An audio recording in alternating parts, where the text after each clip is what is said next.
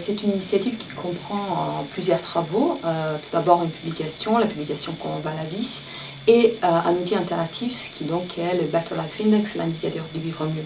C'est une initiative que l'OCDE a lancée en 2011 pour fêter son 50e anniversaire. Sa nouvelle mission qui consiste donc à trouver des meilleures politiques pour rendre la vie des personnes une vie meilleure. L'indicateur du Better Life Index, c'est un indicateur qui en plus a la particularité d'être interactif. C'est-à-dire que les utilisateurs, les personnes, les citoyens qui utilisent l'interface créée par l'OCDE ont la possibilité à la fois de visionner et s'informer sur la qualité de vie. Donc ils peuvent regarder quelles sont les performances des pays de l'OCDE sur les critères des qualités de vie, mais ils peuvent également en fait donner leur opinion sur ce qui compte le plus dans leur vie. Dans l'ensemble des pays qui ont répondu et qui ont partagé l'indicateur, nous voyons que la santé, la satisfaction à l'égard de l'existence et puis l'éducation sont les critères qui comptent le plus. Donc, et ça c'est intéressant de voir que bien sûr il peut y avoir des différences entre les pays, mais globalement les différences ne sont pas si importantes que ça. La santé est considérée importante un peu partout dans le monde, mais en France, vous voyez, c'est vraiment une bonne...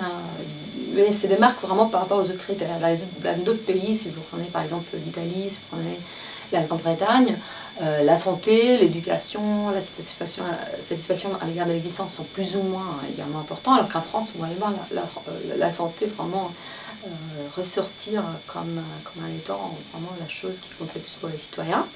Deux autres critères qui comptent également pour les Français sont l'environnement et les conditions de logement. L'environnement compte aussi en Europe, mais pas autant qu'en France. Et les logements, ça dépend beaucoup du pays, mais ce n'est pas un des critères qu'on observe vous voyez, dans les premières positions. Donc les Français semblent être particulièrement intéressés, préoccupés, en tout cas voilà, attribuent beaucoup d'importance au logement. En France, il y a eu quelque chose de très important. Donc il y a eu une loi qui a été votée depuis en fait 2 mois.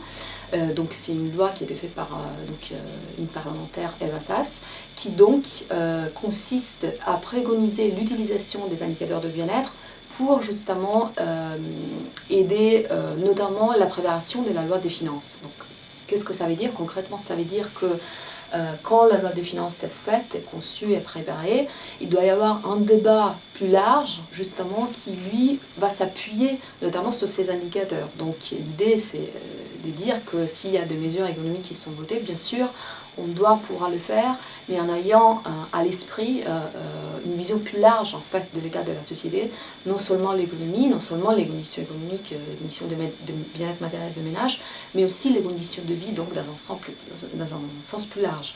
Et donc on a vu ça en France, donc évidemment c'est un développement très important pour la France, mais on voit que ce genre de développement en fait a lieu aussi dans d'autres pays de l'Europe.